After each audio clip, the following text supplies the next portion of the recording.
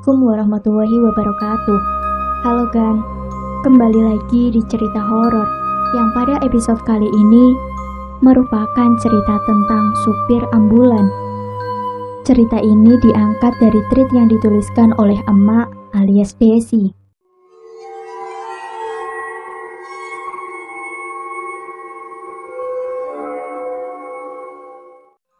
Belum lama ini, Emak atau Desi mendapatkan kiriman cerita dari seorang narasumber yang bernama Mas Agung. Mas Agung berprofesi sebagai supir ambulan di salah satu rumah sakit di kota tempat tinggalnya. Mas Agung sendiri sudah bekerja hampir 7 tahun menjadi seorang supir, yang awalnya bekerja jadi supir ambulan di puskesmas hingga akhirnya menjadi supir rumah sakit. Tentunya sebagai supir ambulan membuat Mas Agung mengantongi banyak sekali cerita yang tidak mengenakan. Entah itu didasarin makhluk tak kasat mata, sampai mengalami kejadian kesurupan yang terjadi kepada rekan kerjanya. Terkadang, Mas Agung setiap mengantar pasien atau mengantar jenazah ditemani oleh satu rekan seprofesinya, namanya Mas Galuh. Tujuannya, jika hendak mengantar jenazah keluar kota, dia ada yang menggantikan, sehingga dia punya waktu untuk beristirahat sejenak. Tapi terkadang, dia harus mengantarkan sendiri jenazah yang ada di rumah sakit. Biasanya sih, kalau jenazah yang meninggal dalam satu hari lebih dari 3 orang. Jadi, Mas Agung dan Mas Galuh harus berbagi tugas di ambulan yang berbeda. Kalau Mas Galuh sendiri masih baru menjadi supir ambulan, kurang lebih baru 3 tahun bekerja di rumah sakit yang sama dengan Mas Agung. Kali ini Mas Agung ingin membagikan pengalamannya ketika mengantar salah seorang jenazah korban tabrak lari, yaitu seorang pemuda berusia 28 tahun yang meninggal akibat tabrak lari. Berdasarkan informasi saksi di tempat kejadian, pemuda ini mencoba melawan arah, sedangkan dari arah yang berlawanan ada mobil pick-up bak terbuka melaju dengan kecepatan yang cukup tinggi. Akibatnya terjadi tabrakan yang tidak dapat terhentikan, dan pemuda ini terseret dengan posisi kepala yang tersentuh dengan aspal, sampai terbentur berkali-kali hingga kepala sebelah kanannya hancur dan meninggal seketika saat berada di lokasi kejadian. Sayangnya setelah menabrak, mobil pick-up itu berhasil melarikan diri, dan untuk informasi lebih jelasnya, Mas Agung tidak tahu perkembangannya. Kembali ke cerita, kebetulan saat itu, Mas Agung harus mengantar jenazahnya seorang diri. Sedangkan jarak dari rumah sakit ke rumah jenazah ini cukup jauh, sekitar 2-3 jam perjalanan dengan menggunakan mobil. Bagi Mas Agung, mengantar jenazah korban kecelakaan seperti itu bukanlah kali pertama. Sebelum berangkat, Mas Agung sempat bertanya kepada pihak keluarga korban lewat telepon rumah sakit. Kenapa jenazahnya tidak dimakamkan besok pagi saja?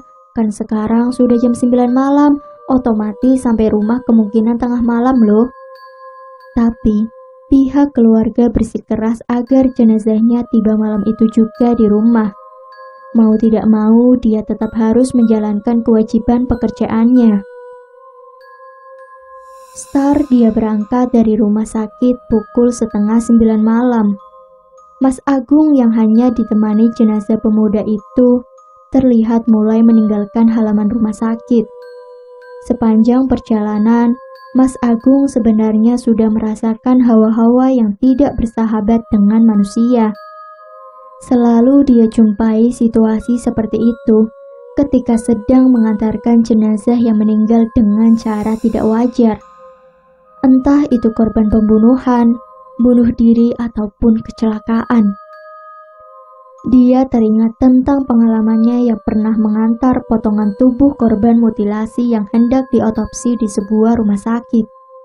Lah, hawa-hawa malam itu sama persis dengan hawa yang dia rasakan waktu mengantar potongan tubuh tadi. Seperti ada yang meniup tengkuk leher belakangnya, tapi dia enggan menoleh dan memilih fokus untuk menyetir, karena dia sangat mementingkan keselamatan dalam berkendara. Dirinya tidak ingin terkecoh dengan godaan-godaan makhluk tak kasat mata. Baginya, yang terpenting semua pekerjaannya selesai dengan sebaik mungkin, tanpa mengecewakan keluarga korban yang menanti. Jalan demi jalan dia lewati, sesekali terdengar suara burung hantu ketika dia melewati sebuah jalan yang sepi. Saat dia mulai melewati jalan sepi, biasanya dia lebih memilih untuk menutup kaca mobilnya, sekedar untuk antisipasi dari aksi begal ataupun maling.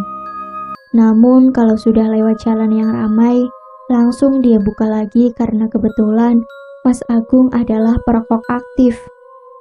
Untuk sampai ke rumah jenazah ini, awal-awal Mas Agung melewati jalanan yang ramai banget, dan tahu-tahu dia melewati jalanan yang sepi sunyi. Jalanan sepi ini seperti tidak berujung dan sama sekali tidak nampak ada aktivitas manusia. Meski sepi, tapi serasa banyak mata yang seperti melihat pergerakan mobil ambulannya.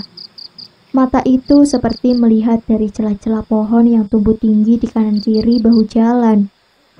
Memang rutenya melewati salah satu hutan terangker di wilayah sana.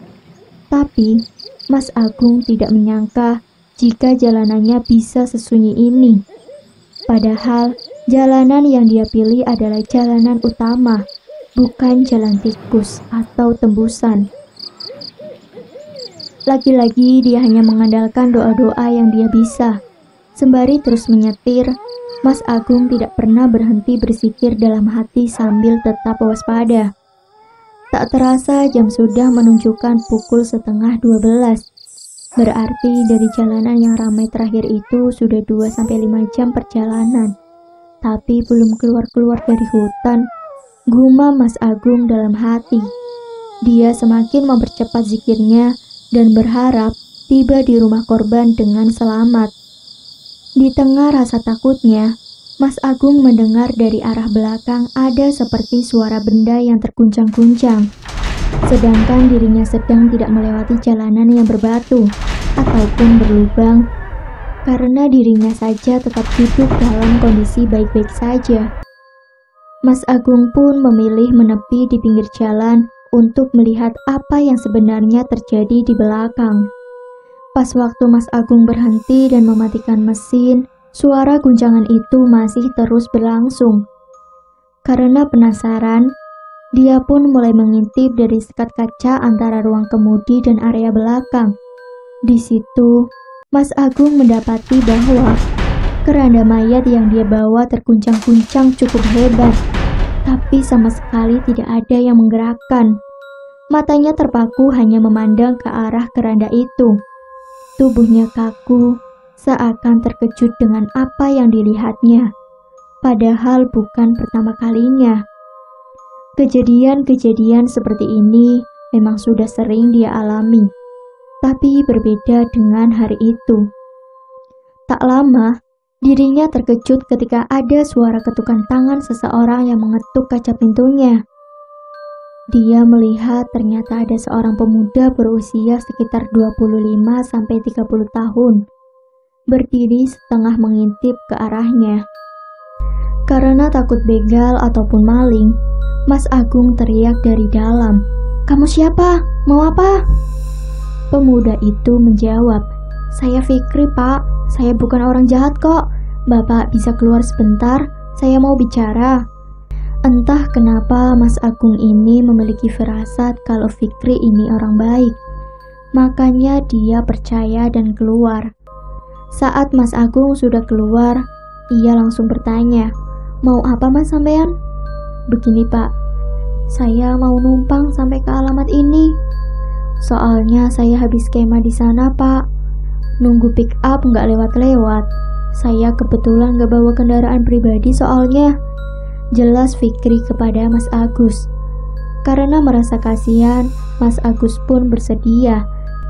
Tapi sebelum itu, untuk berjaga-jaga, Dia memeriksa Fikri terlebih dahulu dari ujung rambut sampai kaki. Barangkali ada senjata tajam yang dia bawa. Ternyata sama sekali tidak ditemukan senjata tajam di antara bawaan Fikri. Dan Mas Agung langsung mempersilahkannya masuk.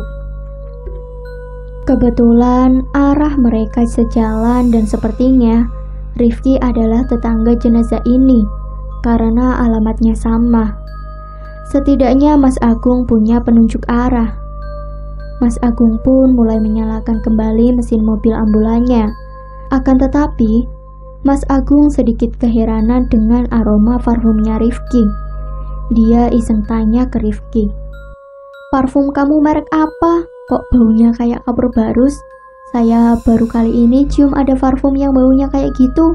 Biasanya saya jumpa aroma-aroma kayak gitu kalau lagi ngangkat jenazah yang baru dikafani ke dalam mobil." Sambil sedikit tertawa kecil. Rifki ternyata tidak marah dengan ucapan Mas Agung. Justru dia menanggapinya sambil tertawa lepas dan berkata, "Sampean deso, Mas. Masa aku disamakan sama jenazah yang baru dikafani? Ada-ada saja Mas ini. Lagian, parfum kayak gini sampean bisa temui di toko-toko parfum oplosan, Mas."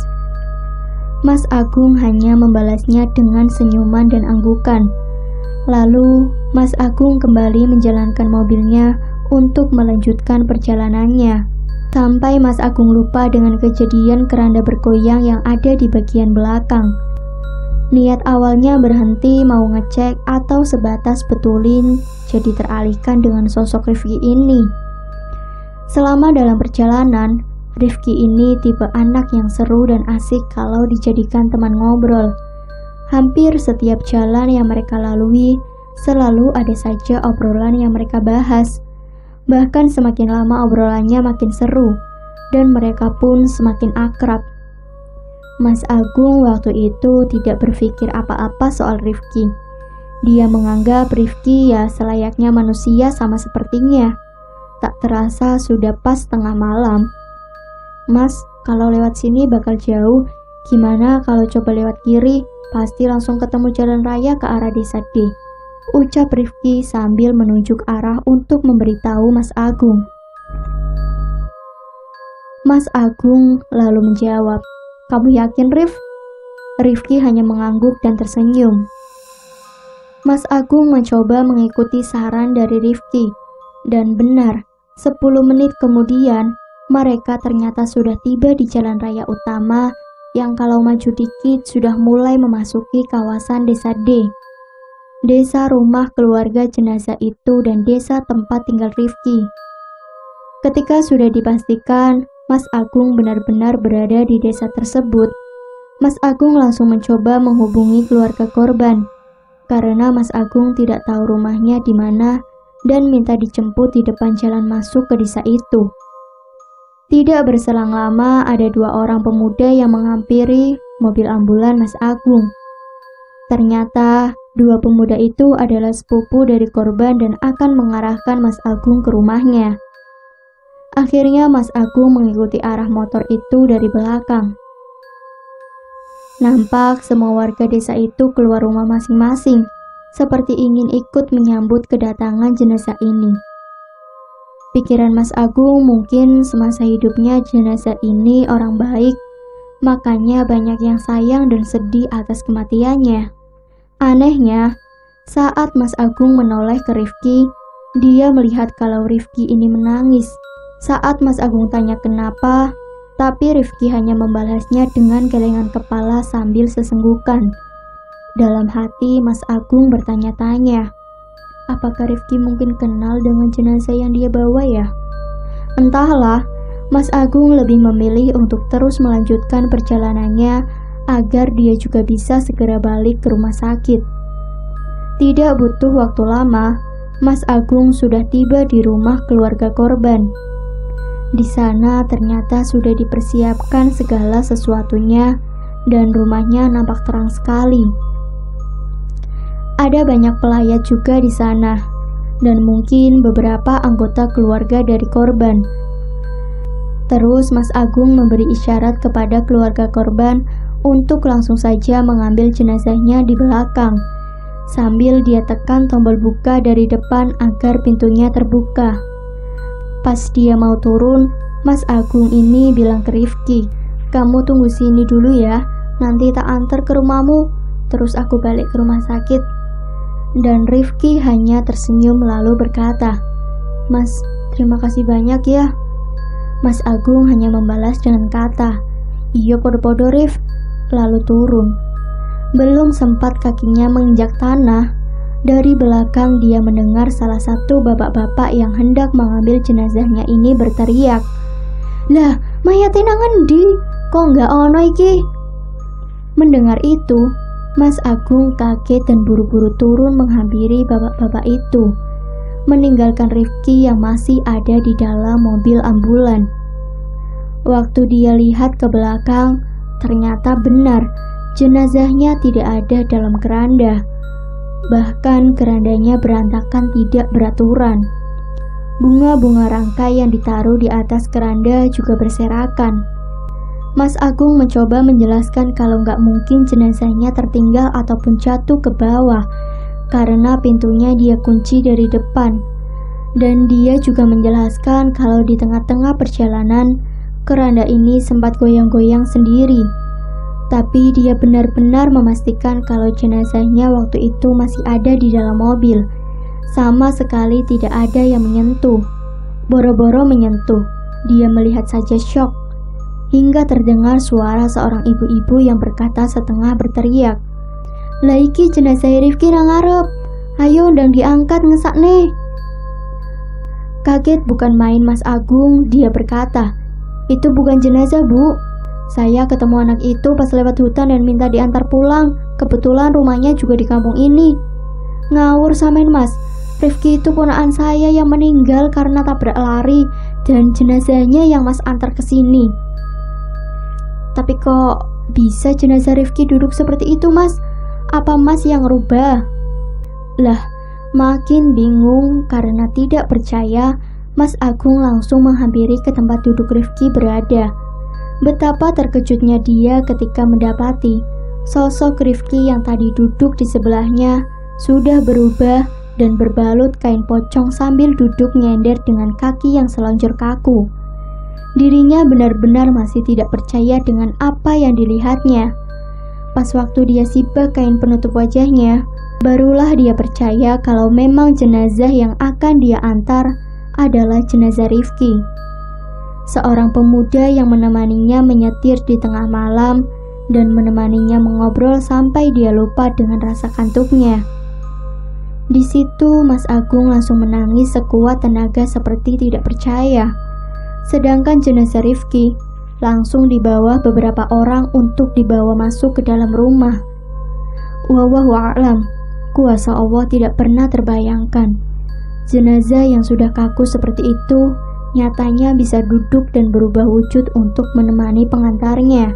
Akhirnya, Mas Agung putuskan untuk balik ke rumah sakit keesokan harinya. Toh demi keselamatan dirinya. Karena waktu itu juga sudah pukul 1 malam.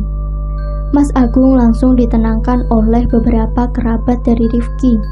Ada salah satu kerabatnya yang berkata, "Rifki semasa hidupnya selalu baik sama orang. Dia paling tidak bisa melihat orang kesusahan. Tapi kita sama sekali tidak ada yang menyangka jika dia harus meninggal dengan kondisi seperti itu." Rasanya Mas Agung masih belum bisa percaya dengan kejadian malam itu. Dia masih perlu beberapa lama untuk menetralkan pikirannya yang bercampur-campur. Setelah dia pikir-pikir, mana ada orang yang kemah di hutan itu. Ngapain juga kemah di situ? Kok berani banget, apalagi dia seorang diri. Karena memang hutan itu terkenal dengan keangkerannya. Seberani-beraninya orang pasti ciut juga kalau sudah membahas hutan itu. Jadi rasanya tidak mungkin kalau sampai ada yang kemah di sana.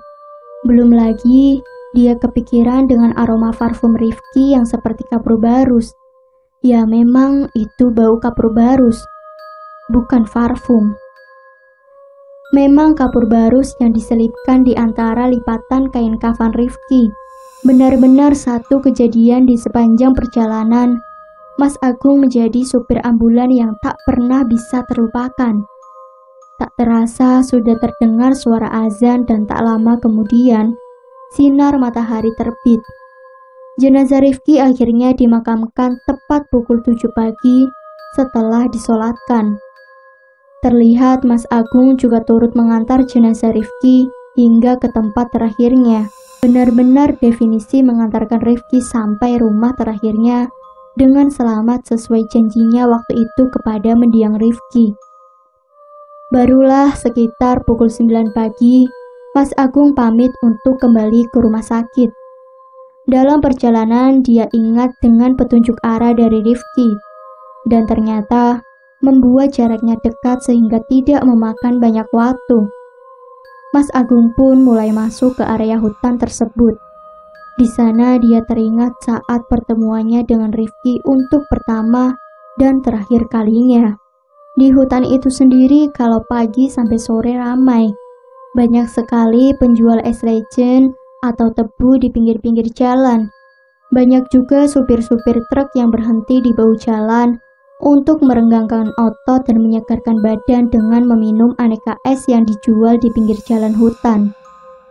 Sekitar pukul 11 siang, hampir setengah 12 siang, Mas Agung tiba di rumah sakit dengan selamat. Dia menceritakan perjalanannya semalam kepada rekan kerjanya. Bahkan, rekan kerjanya yang sudah lebih lama bekerja tidak asing dengan pengalaman-pengalaman seperti itu. Sebab rekannya itu juga sekali-kali pernah merasakan kejadian yang sama. Dan itu sebuah bentuk kewajaran yang dialami oleh seorang supir ambulan dimanapun mereka berada.